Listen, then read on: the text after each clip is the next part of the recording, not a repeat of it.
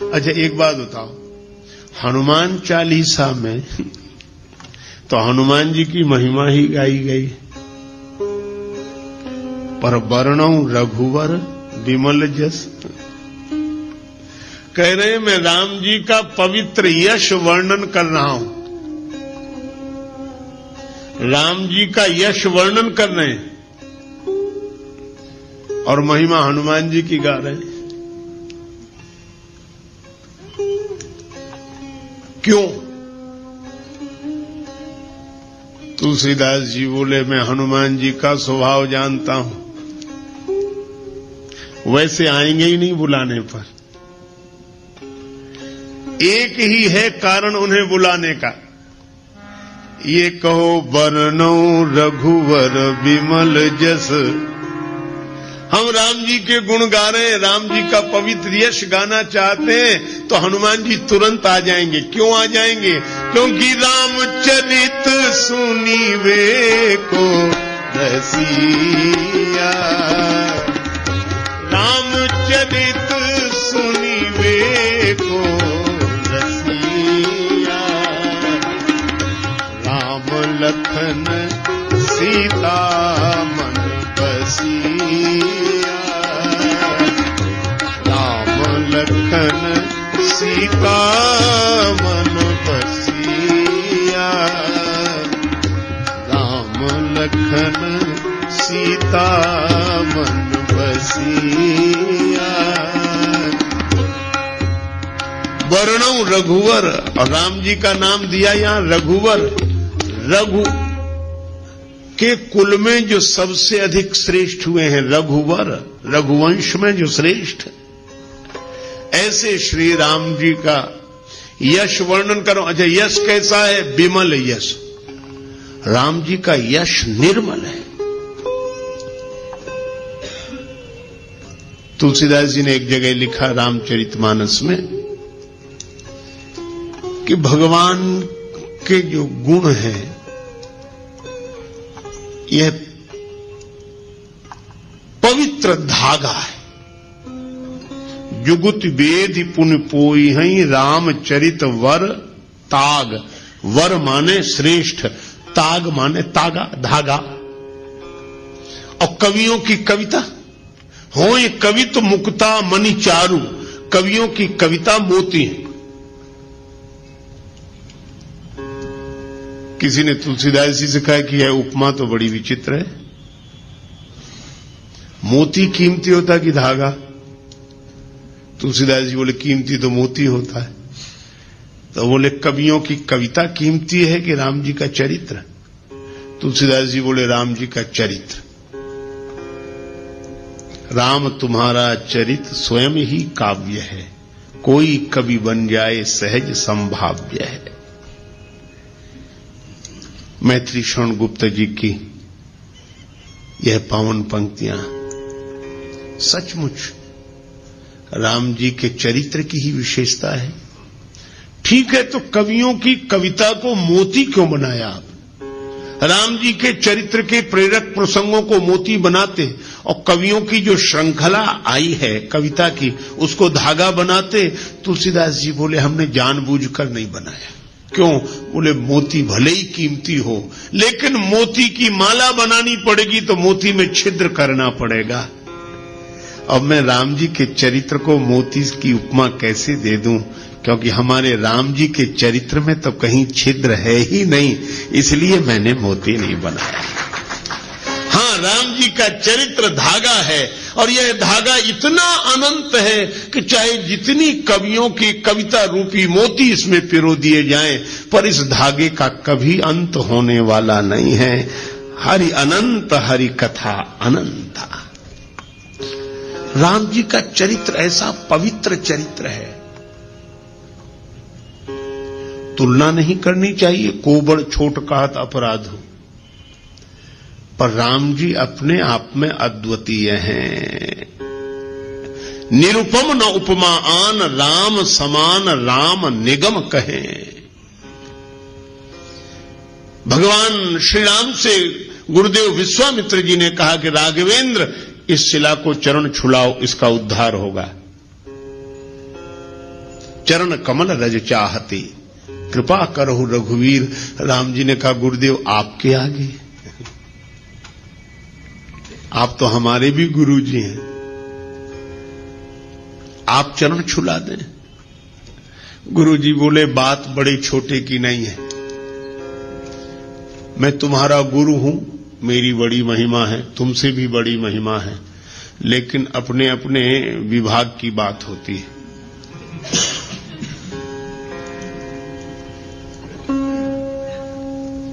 कहीं कहीं चेले की महिमा गुरु से भी अधिक होती है।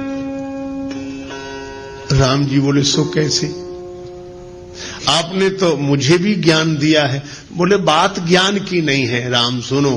क्या कहा कि अहिल्या का जो पतन हुआ है यह भ्रमवश इंद्र को गौतम के रूप में स्वीकार करने से चरित्र से पतन हुआ, चरित्र चला गया, और चरित्र से जो गिर गया हो उसका उद्धार कौन करे? तब गुरु जी ने कहा कि चरित्र से जो गिर गया उसका उद्धार उसकी चरण धूलि कर सकती है जो चरित्र से कभी न गिरा हो। और राम इस दृष्टि से देखें तो एकमात्र तुम ही हो और कोई नहीं है। क्यों? मन में विकार आ जाता है पर हम ज्ञान वैराग्य विचार के बल पर संभल जाते हैं। पर राम तुम तो ऐसे हो कि मुझे अतिशय प्रतीत मन केरी, जागृत की कौन कहे जही सफली हूं पर नारी नहेरी। ऐसा विमल चरित्र, पवित्र चरित्र तो केवल श्री राम का है। राम तुम्हारे जैसा कोई चरित्रशील नहीं, इसीलिए मैं कहता हूं कि जो चरित्र से गिर गया है उसका उद्धार होगा तो तुम्हारे जैसे चरित्रशील की चरण धूलि से ही होगा। इसलिए चरण कमल रज चाहती, कृपा करहु रघुवीर। राम जी जैसा निर्मल चरित्र, पवित्र चरित्र दूसरा नहीं। अरे औरों की बात जाने दो। रावण गया कुंभकर्ण के पास, कुंभकर्ण ने पूछा क्या बात है लंकापति, बहुत उदास दिखाई दे रहे हो, तुम चिंतित आज दशानन क्यों? रावण बोला हर ली हमने मिथिलेश कुमारी, हमने सीता जी का हरण कर लिया। तुम चिंतित आज दशानन क्यों, हर ली हमने मिथिलेश कुमारी। कुंभकर्ण बोला अधिकार किया तुमने उन पर? रावण बोला लखती ही नहीं वह और हमारी, वे हमारी ओर देखती तक नहीं। तब तुम एक काम करते, क्या महात्मा बन गए, उनका हरण कर लाए, तो राम जी का रूप बनाकर परमात्मा बनकर अधिकार पा लेते। नकली ही तो बनना था। रावण बोला कि बड़ी कठिनाई है। क्या? तब राघव ही न बने तुम क्यों? कुंभकर्ण ने पूछा। रावण ने उत्तर दिया इसमें हमको भय भैरव भारी, जब राघव रूप लगा बनने तब मातु समान लगी पर नारे। जब मैं राम जी का चिंतन करने लगा तो मेरे मन से वासना चली गई। ऐसा पवित्र चरित्र है राम का। विश्वामित्र जी ने कहा कि राम चरित्र की दृष्टि से जो पवित्रता तुम्हारे अवतार में है वह अन्यत्र दुर्लभ है, इसलिए मैं तुम्हारा गुरुजी हूं, पर अहिल्या का उद्धार तो तुम्हारी ही चरण धूलि से होगा। ऐसा राम जी का वर्णौ रघुवर विमल यश, ऐसा पवित्र चंद्र। देखो चंद्र कितना भी ऊंचा रहे पर फिर भी कलंक है, कलंक लगा है चंद्र में, घटता बढ़ता रहता है।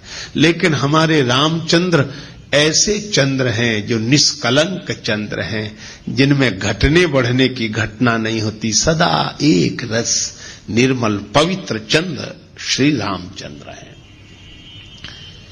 तुलसीदास जी कहते हैं ऐसे राम जी का यश वर्णन कर रहा हूं। कैसा है यश का? वर्णौ रघुबर विमल यश।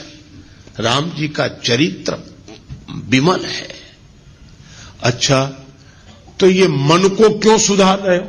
निज मन मुकुर सुधार, कहा कि पवित्र चरित्र का वर्णन पवित्र मन से ही किया जा सकता है।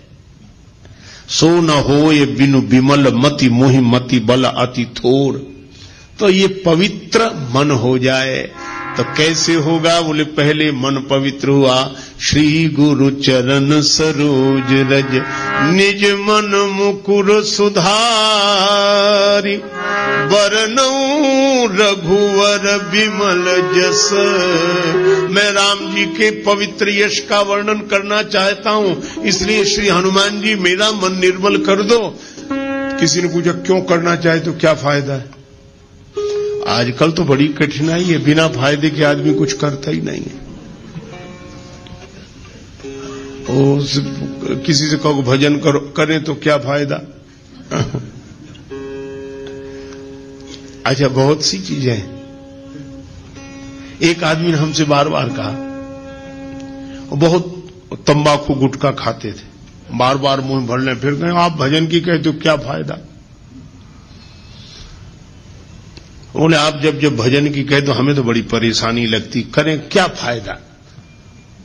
हमने कहा अच्छा एक बात बता दो, तुम ये बार बार तंबाकू गुटखा खाते, इससे क्या फायदा? सो बोले कहे तो ठीक रहे, फायदा तो कुछ नहीं है। हमने कहा फिर क्यों? बोले आदत पड़ गई। तो हमने कहा कि बिना फायदे के ये खा सकते हो, बिना फायदे की सोचे ये सड़ी गली चीज खा सकते हो, तो क्या भगवान का भजन बिना फायदे की सोचे नहीं कर सकते हो?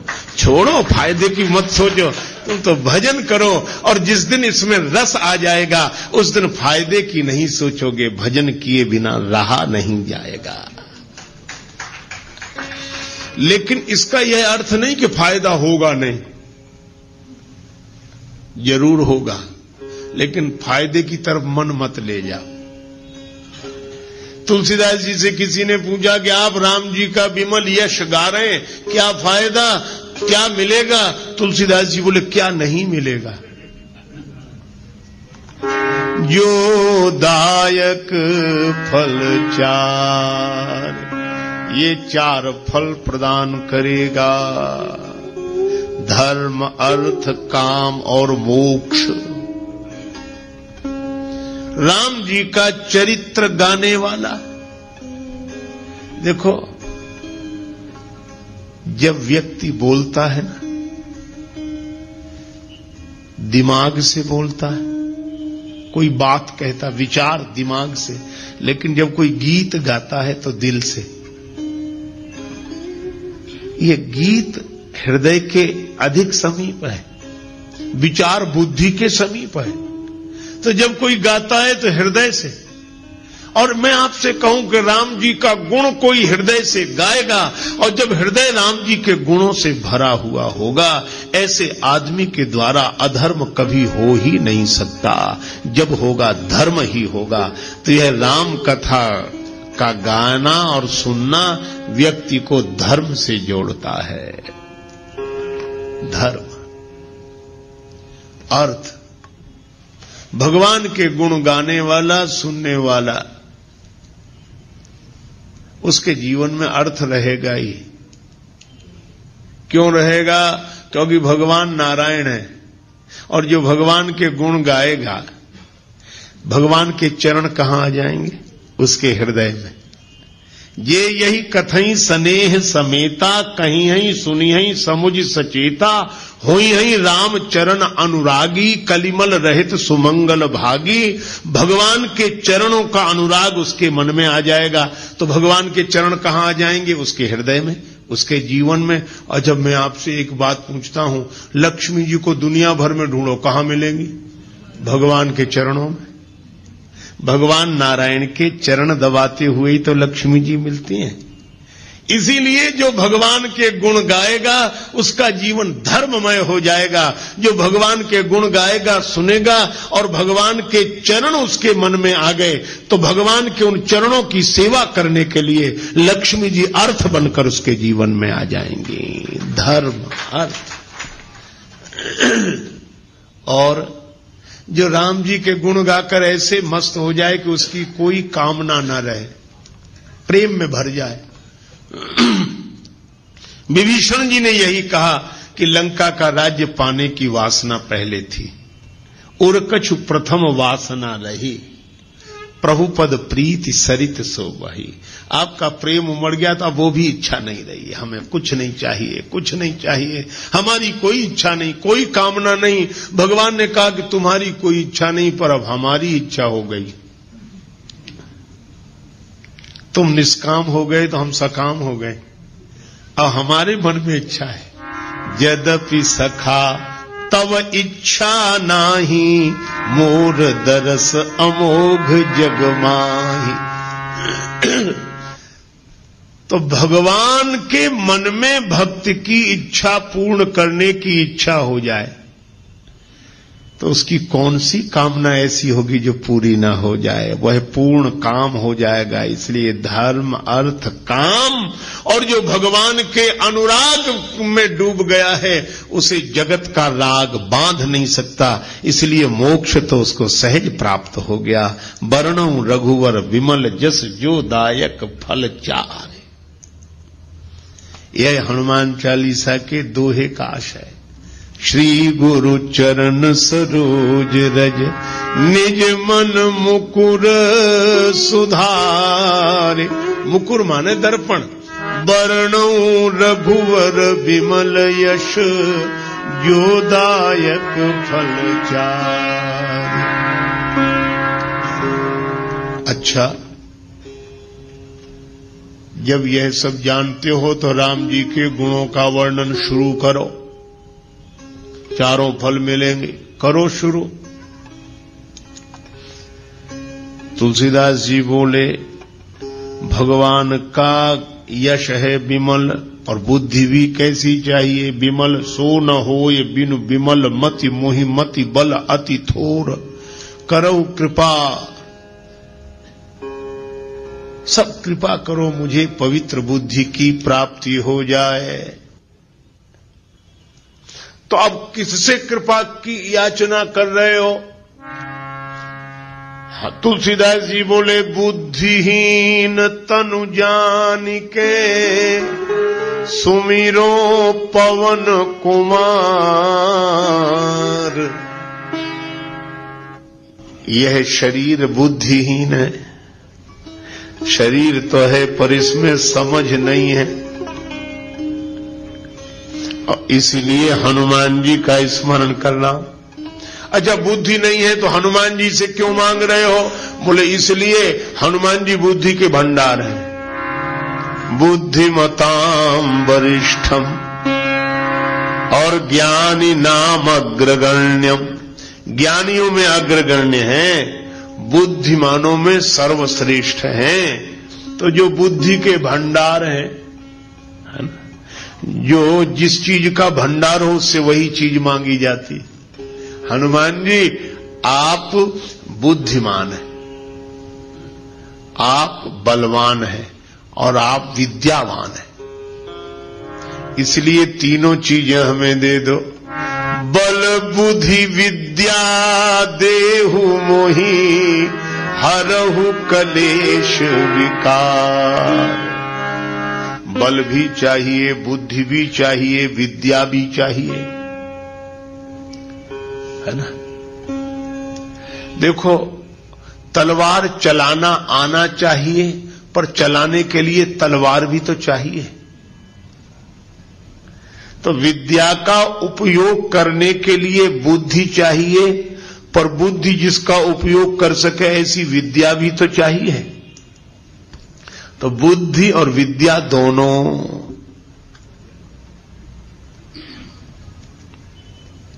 लेकिन बल भी तो चाहिए।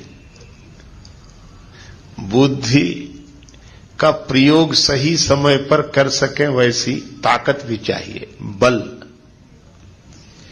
और या यूं कहो कि बुद्धि बल के साथ बहुत आवश्यक है। बिना बुद्धि के बल लगाना ठीक नहीं है।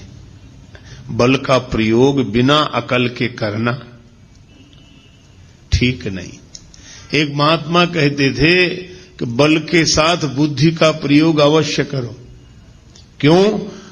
यदि बिना बुद्धि के बल का प्रयोग कर दिया तो दो ही जगह जाएंगे, या सेंट्रल जेल में या अस्पताल में।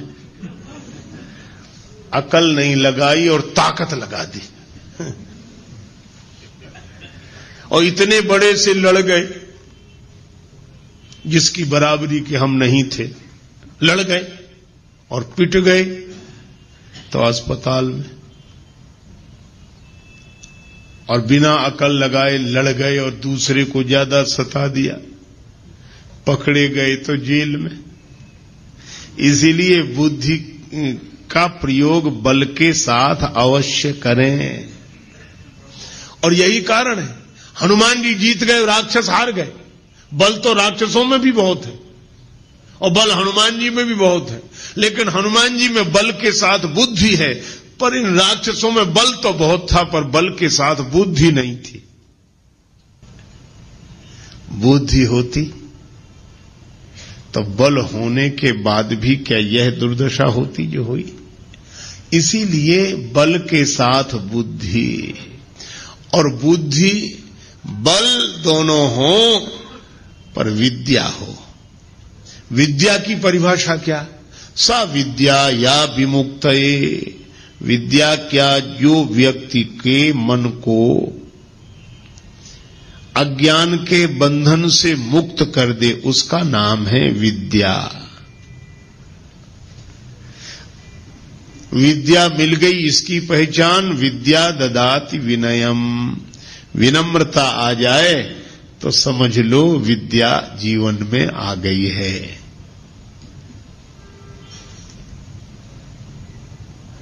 और बरसहि जलद भूमि नियराए, जथा नवहि बुध विद्या पाए। तो हनुमान जी में विद्या है, इसीलिए वे विनम्र हैं। सदा नीचे बैठे मिलते हैं राम जी के चरणों में, हमेशा विद्या है। बल बुद्धि विद्या देहु मोहि। तो हनुमान जी से तुलसीदास जी प्रार्थना कर रहे हैं, आप बल के भंडार हैं, आप बुद्धि के भंडार हैं, आप विद्या के भंडार हैं, तो इन तीनों को दे दो। बल बुद्धि विद्या देहु मोहि, हरहु कलेश विकार।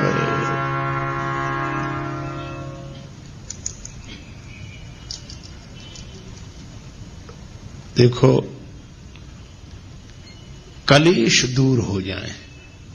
राग द्वेष ये कलेश है। अभिनिवेश, अस्मिता, अविद्या, अविद्या, अस्मिता, अभिनिवेश, राग द्वेष, यह 5 क्लेश हैं योग शास्त्र के अनुसार। ये क्लेश मिट जाएं, विद्या होगी तो अविद्या नहीं होगी, विनम्रता होगी तो अस्मिता नहीं होगी, वैराग्य होगा तो अभिनिवेश नहीं होगा, और ज्ञान वैराग्य जब होंगे तो न राग होगा न द्वेष होगा। ये 5 क्लेश मिट जाएं। बल बुद्धि विद्या देहु मोहि, हरहु कलेश, और विकार, काम, क्रोध, मोह, लोभ, मोह, मद, मत्सर, ये 6 विकार हैं, 6 विकार हैं। काम, क्रोध, लोभ, मोह, मद, मत्सर। मत्सर का अर्थ है दूसरे से ईर्ष्या करना, मत्सर। मद का अर्थ है अभिमान। मोह का अर्थ है एक ही जगह रुके रह जाना, अटक जाना। देखो, कभी आपने देखा ना, किसी गीत की रिकॉर्ड बज रहा हो, ऐसे सुई चलती है उस पर, ग्रामोफोन पर, तो कभी कभी हम लोग बचपन में देखते उसकी सुई एक जगह अटक जाती थी तो उतना गाते रहते थे।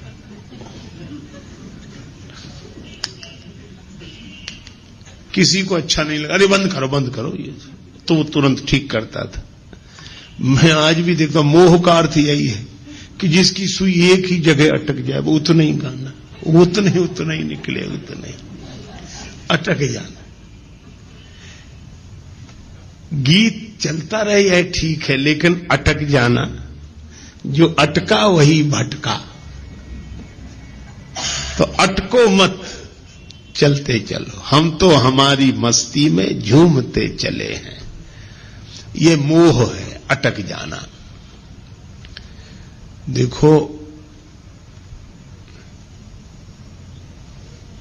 गुलाब के फूल के मूल में, उसकी डाली में भौरा रुक ही रहा। गुलाब के फूल झड़ गए, पत्तियां गिर गईं। किसी ने भौरे से कहा कि जाओ। भौरा बोला, यही आशा अटक्यो रहो, अली गुलाब के मूल, हुई है बहुरी बसंत ऋतु इन डारन बेफूल। फिर खिलेंगे गुलाब, हम डाली तो छोड़कर नहीं जाते। ये मोह। कमल संपुटित होने लगा, कमल के बंद होने का समय आया।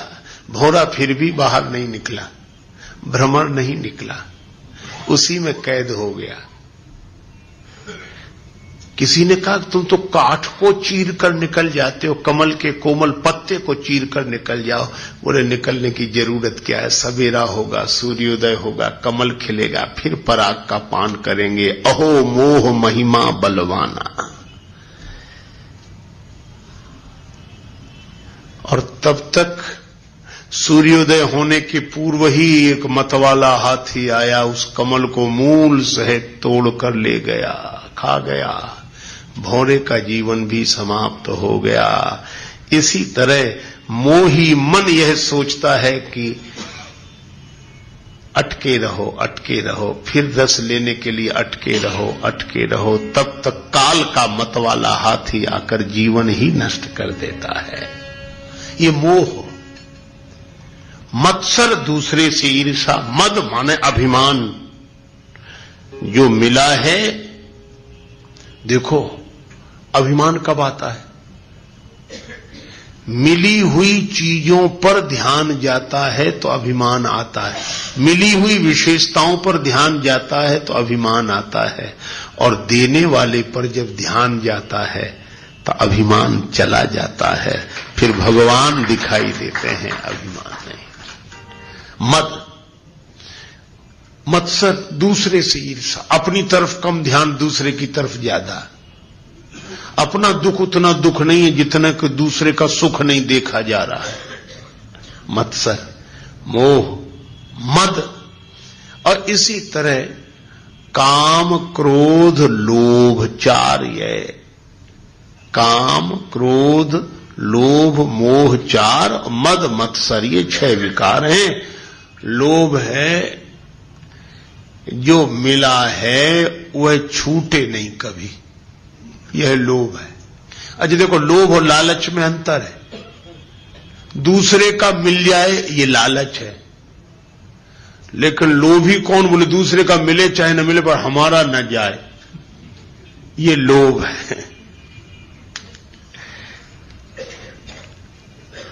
काम, कोई ना कोई इच्छा बनी ही रहे, कभी शांति से नहीं बैठ पाते। अच्छा कभी भी आप देखना, मन को देखते रहना, यह हमेशा कुछ ना कुछ चाहता रहता है कि नहीं। अगर ऐसा हो जाता तो, ऐसा हो जाता तो, ऐसा हो जाता तो, ये ऐसा हो जाता तो ही इस होने में सुख से नहीं रहने दे रहा है। हो जाता तो, हो जाता। ये काम विश्रामहारी, इस काम के कारण ही विश्राम नहीं मिलता। और इसमें कहीं विघ्न पड़ जाए तो क्रोध प्रकट हो जाता है।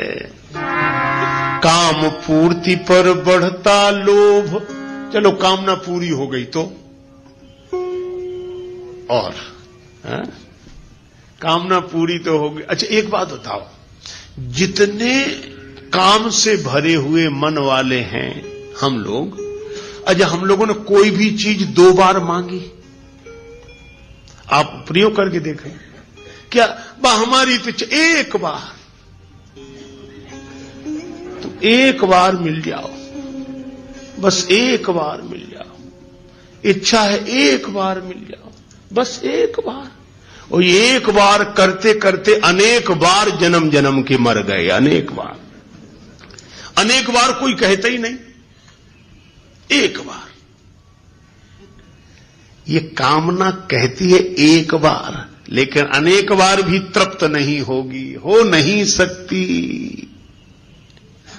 और इसमें विघ्न पड़ जाए तो क्रोध उत्पन्न होता है, और कामना पूरी न हो तो क्रोध उत्पन्न हो जाता है, कामना पूरी हो जाए तो लोभ उत्पन्न हो जाता है। काम पूर्ति पर बढ़ता लोभ, नहीं मिले तो होता क्षोभ। क्रोध अग्नि में जीवन को मत व्यर्थ जलाना रे, मुसाफिर चलते जाना रे, मुसाफिर चलते जाना रे। ना अटको ना भटको ये है देश बिराना रे, मुसाफिर चलते जाना रे, चलते जाना रे, मुसाफिर चलते जाना रे।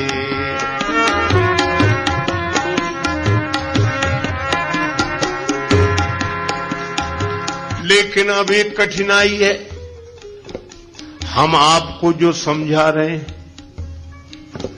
पहली बार नहीं समझा रहे हैं, और आप भी पहली बार नहीं समझ रहे हैं। सब आप भी वही समझे हुए हैं और हम भी वही समझे हुए हैं। पर जब मौका आता है तो ये समझ काम देती है। आपकी तो देती होगी, हमारी तो नहीं देती। लेकिन अभी तो समझ ठीक है, पर भगवान की माया इतनी विकट है, ये माया तेरी बहुत कठिन है राम, ये माया तेरी बहुत कठिन है राम।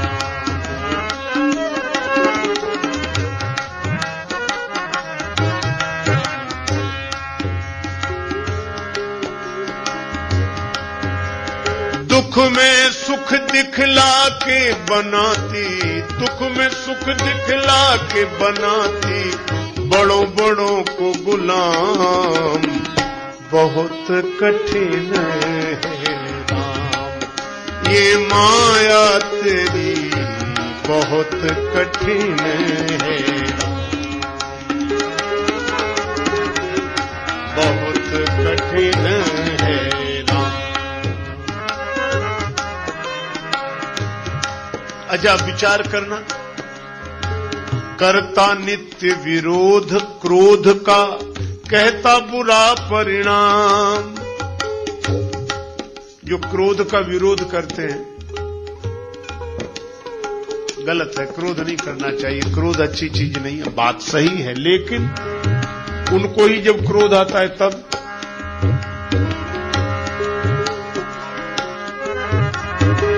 होता क्रोधित स्वयं तो होती वाणी बिना लगाम। ये माया तेरी बहुत कठिन है राम, ये माया तेरी बहुत कठिन है राम।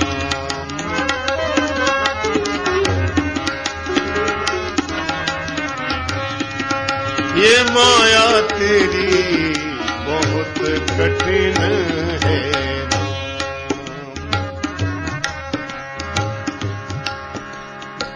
रक्त मांस हड्डी के ढेर पर मढ़ा हुआ है चाम। रक्त मांस हड्डी के ढेर पर चढ़ा हुआ है चाम। सभी जानते हैं, लेकिन देख उसी की सुंदरता, देख उसी की सुंदरता, हो जाती नींद हराम। ये माया तेरी बहुत कठिन है राम, ये माया तेरी बहुत कठिन है राम।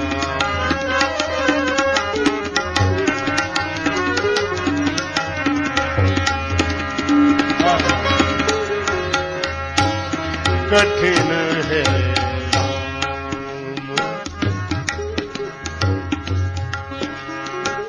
मृत्यु देखता है औरों की रोज सवेरे शाम, भवन बनाता ऐसे जैसे हरदम यहाँ मुकाम। ये माया तेरी बहुत कठिन है राम, ये माया तेरी बहुत कठिन है,